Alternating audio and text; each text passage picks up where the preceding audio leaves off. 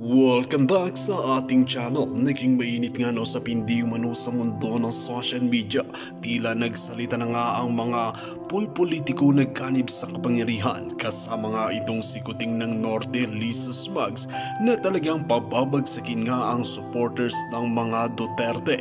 Dito nga natin makikita mga kaibigan ang mga karumal-dumal na gawain ni kuting ng Norte ay talagang lumalabas na. Matatandaan nga natin mga kaibigan na talagang linabas nga ni former President Rodrigo Duterte na si kuting ng Norte ay talagang bangag sa pulburo. Ngayon nga ay tila binabaliktad ni kuting ng Norte at sinasabi na si former President Rodrigo Duterte ang may dawit sa pulburo na ito at dapat talagang imbestigahan.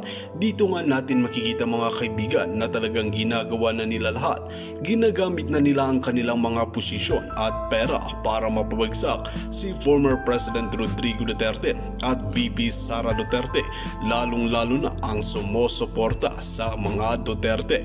Dito nga natin makikita mga kaibigan at kahit kung pag-aaralan natin ay talagang walang tatalo sa pamumuno ni former President Rodrigo Duterte, hindi kaya ngayon na magdadalawang taon pa lamang ay nagbalik na naman ang mga karumal-dumal na gawain sa bansang Pilipinas. Nagbalik ang mga kriminal, ang mga pulburon user, ang mga smuggler, ang mga hoarders dahil nga sa napakahinang sikuting ng Norte na ito na namamahala sa bansang Pilipinas at nagiging alipin na lamang ni Lisa Smugs.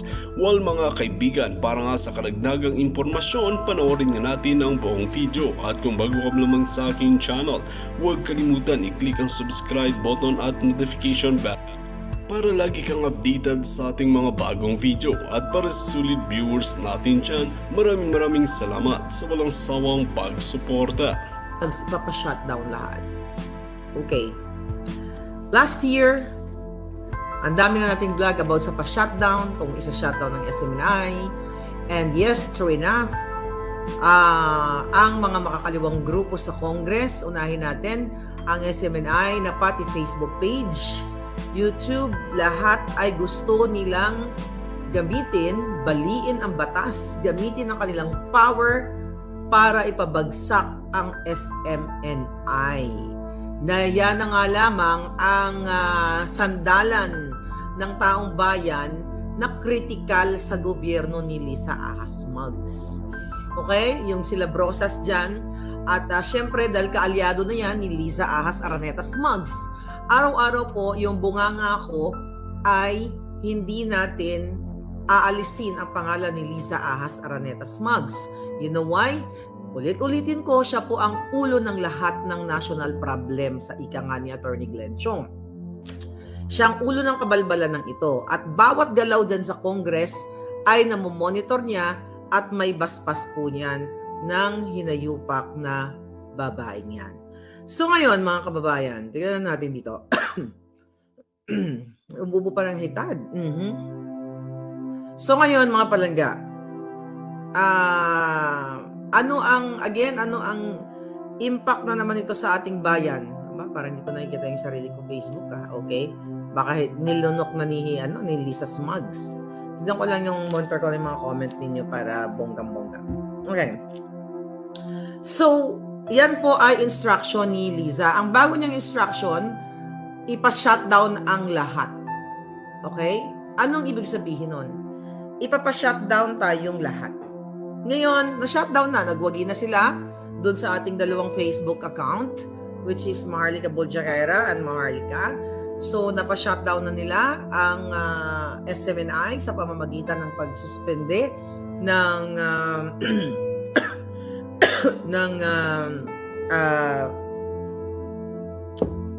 MTRCB. Okay. So, ang daming pina-shutdown. Mayroong mga pinagurgur, 'di ba? Na hindi lang natin alam yung iba behind the scene at nauna actually diyan si Percy Lapid. I don't know kung ano naman ang kaso sa kanya.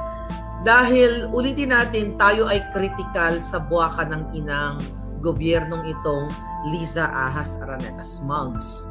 Natatandaan ninyo mga kababayan, noong November of last year, sinabi ko sa inyo na nag-hire si Liza Smugs ng isang foreign firm, okay, na pangalanan nating si Mr. Peron.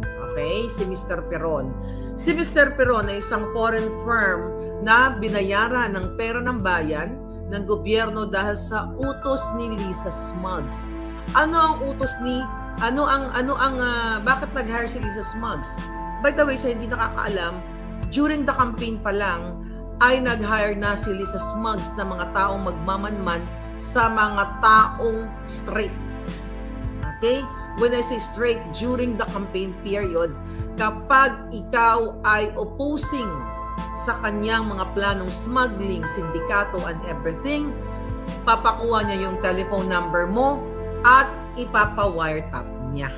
Gawain na yan ni Lisa Ahas Araneta Smuggs. Paano ko nalaman yan? Baka sabihin na naman ng mga jutang Jenimes, alam mo pala.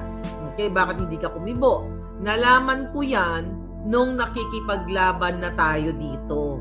Marami mga puting asa nagsabi sa atin at like after na nang nanalo si Kuting.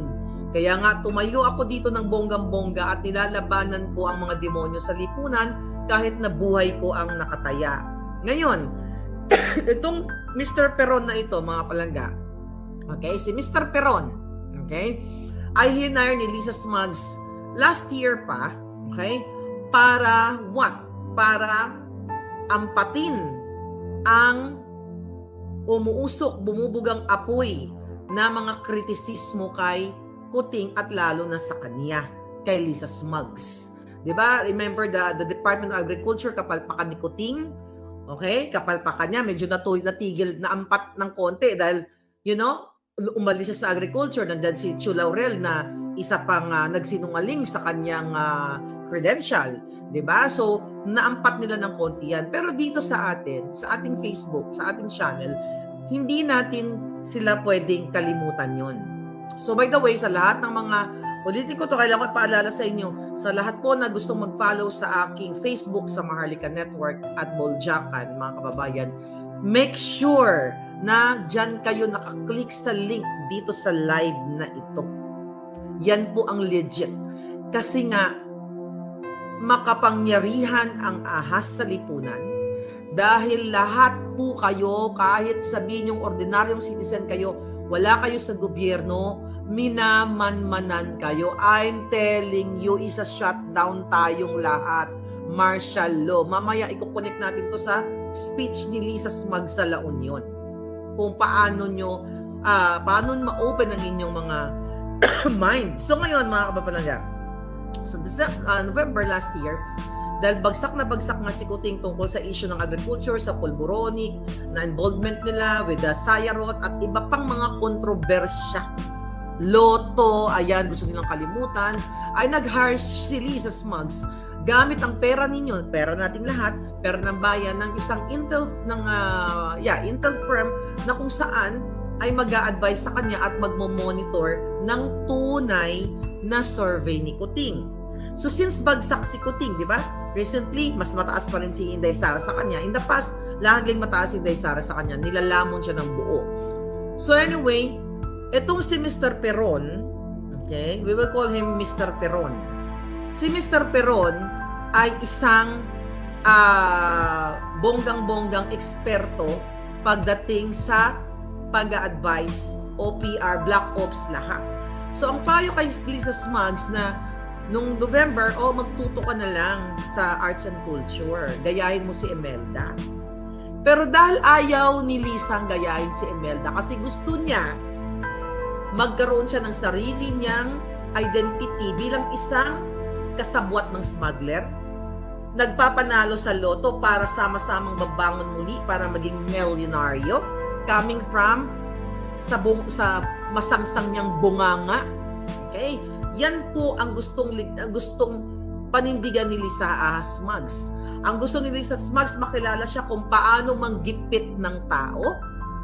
Actually, na-validate natin yan na even yung vlog natin kagabi, si Ina Reformina at yung si Pamela Pedroche and yung Purificacion, well, particularly si Reformina, ay sinabi niya na nung nasa PCO siya, ay nag-advise siya sa hitad okay, sa buwakan ng inang Lisa Mudlo Potot, na magtutok siya, gayahin na yung mga magagandang nagawa ni Imelda in terms of art and culture. So, true enough. So, I don't know kung nakausap ni Ina Reformina itong si Mr. Peron. I don't know. But anyway, alam yan ni Ina Reformina kung ano yung pinagnangak ko dito.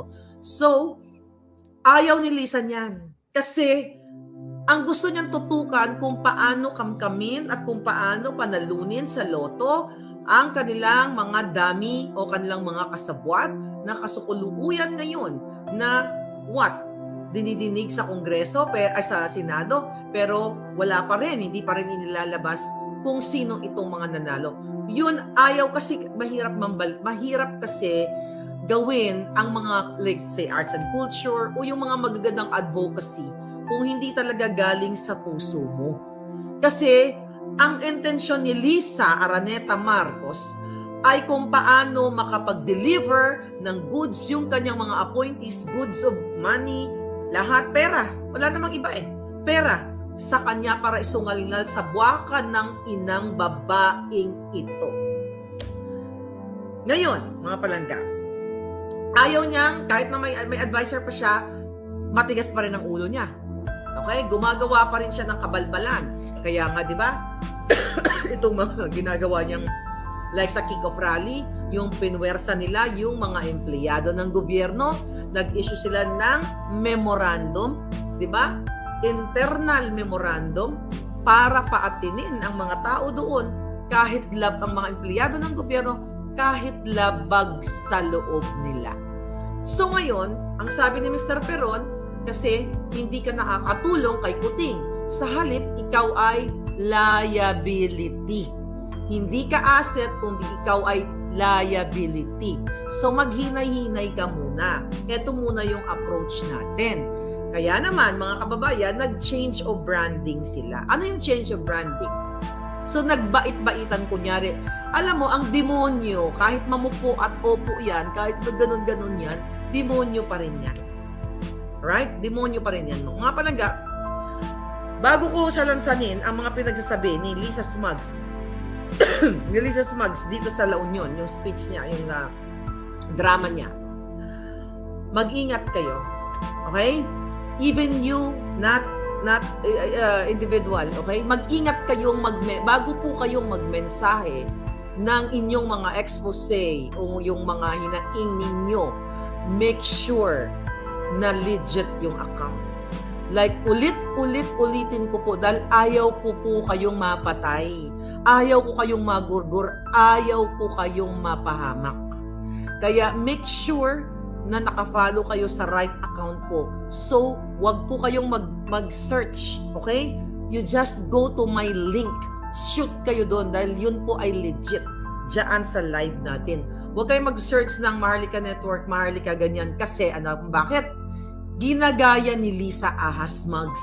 Yan po ang utos, okay, sa kanya ng kanyang mga evil advisors na i-duplicate o gumawa ng fake account katulad ng account ko, ng Facebook ko, para kung sino man ang mag-message na magkamali mapunta dun sa Facebook na kanilang hawak, susugin kayo. Ganyan nakakatakot na ngayon ang gobyernong ito. Ito gusto kong sabihin. Hindi ako, ikaw buwakan ng inakalisa. Okay? Akala mo mananalo ka. Pag lumabas pa ang isang audio video mo, I'm not gonna say anything about the audio video mo. Okay? Dito malalaman ng taong bayan kung gaano kababoy ang babaeng ito. Hindi pa po pwedeng ilabas ito video ni Lisa to, hindi to polboro ni Kuting. Okay? Ikaw tandaan mo, kakaladgarin kita. Sabi nga ni Glenn Chong, kakaladgarin ka namin sa buong mundo, sa buong bayan kung gaano kakahayop. Alam ko, lasing-lasing ka nun. Nung binlay mo yung video na yon, lasing-lasing ka. Hindi kita tinatakot. Dahil ang mga katulad mo ay walang takot at walang pagmamahal sa kapwa. Walang pagmamahal sa Pilipino. Ang mga taong isinanla na o ibinenta na ang kanyang kaluluwa kay Satanas o kay kasino mang jejemon, wala na pong takot yan at walang kahihiyan. Pero darating ang tamang panahon na sabihin nyo, labas na yan, Maharlika. May tamang panahon sa lahat at kailangan natin protektahan ang mga taong may hawak ng alas. Baka ipagurgur niya. Imagine nyo kung ilalabas ko ngayon ang video, abot kamay ni Lisa ang taong ito. Pwede niyang patayin right there and then. Believe me, ganito kademonyo ang babaeng ito. Ngayon, mga kapalanda, kailangan ko kayong warningan na not only sa akin, sa ibang mga vloggers sa tingin nyo na you know, na gusto nyo magsumbong or whatever, wag po kayo basta-basta mag-email. I'm telling you, this is coming from inside. Na pa-inform sa inyo, mag-ingat kayo ma'am dahil sila ang gumagawa ng fake page para yung mga message po ng mga taong nagsusumbong sa inyo ay makorner nila, sususugo nila. Remember, we have the SIM card law na naipasa na yan. Yan ang unang inatupag nila ni Lisa. Maipasa yan para masusog kayong lahat.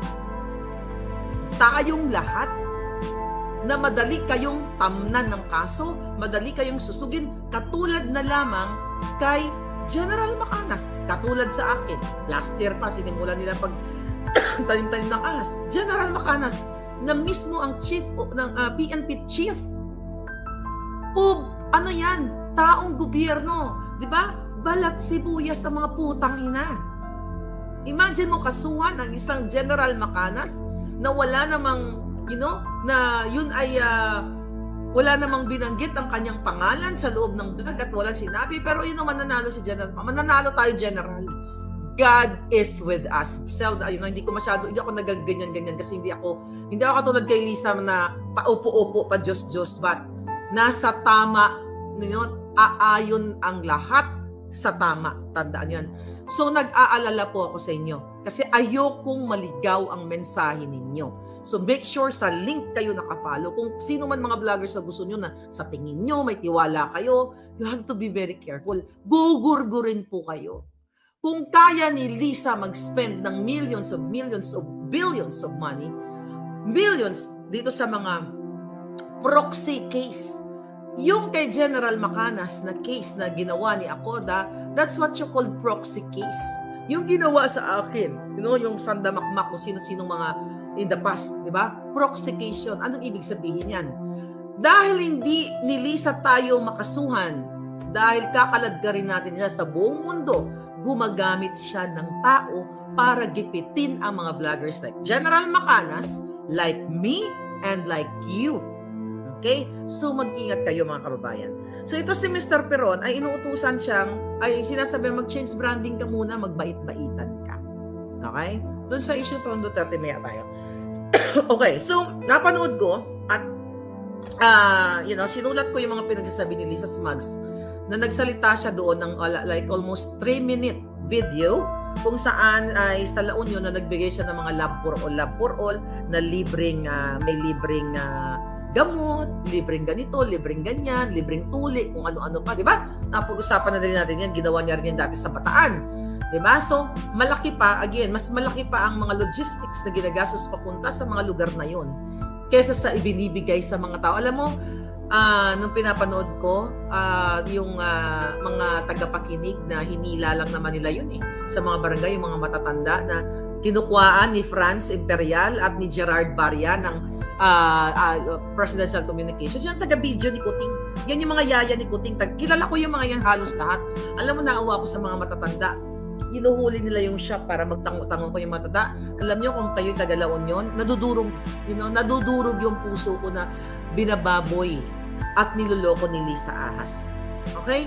3-minute speech lang. Binabasa pa ng jutang ginines na ito.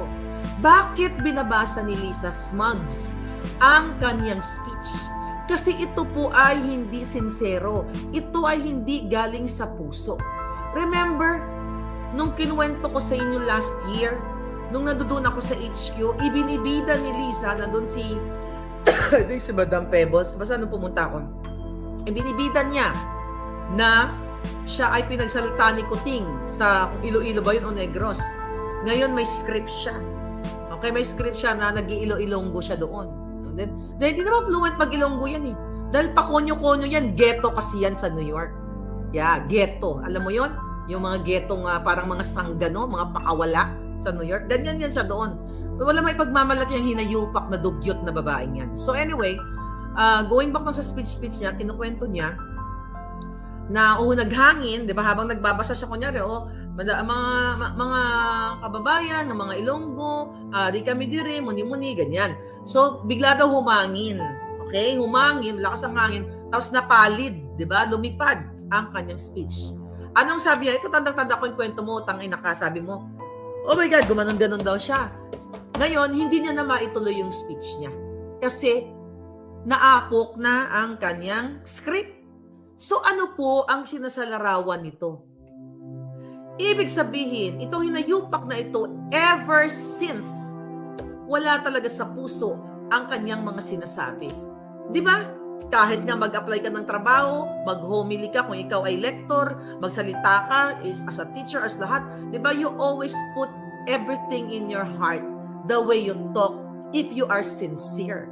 Diba? Dapat laging loob, when you talk to people, dapat ganito kung hindi ka mambubudol. So ngayon, itong 3-minute video niya, balik tayo sa La Union, binabasa niya. 3-minute video lang, Tagalog pa, yung iba, Taglish. Hindi niya kayang sabihin kasi bangag yung babae niya. Wala sa utak niya at puso niya. Okay? Wala sa utak at puso niya ang totoong lingkod bayan o pababangunin kayo o sama-sama kayong maging milyonaryo. Kasi ang gusto niya, sila lang ang kakamkam ng pera ng bayan. Kaya lahat ng mga international firm, expert, pati hacker, magaling si Lisa dyan. Kaya gustong-gusto ni Puting yan. Alright. Sabi pa niya dito, may mga Ilocano ba dito nanonood? Sabi niya, sa mga kakailan, it's not kakailan kahit hindi Ilocano. Would you pronounce it kakailan? Kakailyan. Dahil ang dami kong mga kaibigang Ilocano. Sabi niya, sa mga kakailan, maraming salamat for being here with us. Naimbag na bigat. Kada kayo amin, apo. Nagabait-baitan. O tama, si Monster Inc. Kakailyan. See? Ano sasabi niya kakailan? Ano ka slang? Ano ka ipinanganak sa Amerika, sa London? Para magpaka-islang-islang? Well, that's how smugs is. Pasosyal. Diba? Pasosyal na akala mo ay ipinanganak na mayaman. Diba? Well, it doesn't matter kung ipinanganak ka mayaman, ipinanganak ka mahirap. Ang importante sa mundong ito ay kung ano ang puso mo, ano ang layunin mo, ano ang mission mo sa mundong ito. But definitely, ang mission ni Lisa Smugs ay magpayaman, mangamkam, magpanalo sa loto, magbenta ng mga appointments, mag-bribe, gurgurin ang mga gusto niyang gurgurin, i-take down ang mga Facebook page, lahat. Kasi ayaw nilang magkaroon ng kritisismo. Yun ang gustong-gusto ni Lisa na gawin, patahimikin ang lahat. Mali ba ako? Look at Rappler. Nagkikriticize ba? Ikaw, Maria Ressa. Diba? Tama ka naman tungkol sa diktador-diktador. Dapat nga kakampi ka na ng taong bayan ngayon Pero bakit tumahimik si Maria Ressa? Bakit? Dahil natakot ka kay Lisa? Dahil tutuluyan kang gugurgurin o ikukulong? Kung matalino ka at may pagmamahal ka sa, not na lang sa Pilipino, sa human sa human rights na lagi niyong ginagamit, mag-i-speak up ka. Okay? Maria Ressa. Tuloy natin yung speech niya.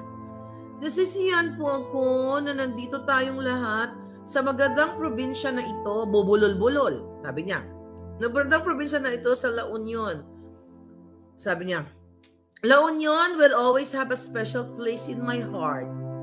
As you know, sabi, di ba gano'n siya? As you know, this last few days, the love for all, napakasipag, sabi niya, napakasipag po ng mga private sector. Sabi niya, meron tayo dito free dental, ganito, ganyan, ganon. Okay? Yung mga usual thing na gagamitin ng mga Pilipino. Imagine nyo, mga kakailyan, mga palangga ko, mga kaabyan ko, mga kababayan ko, mga kasimanwa na ako. Okay?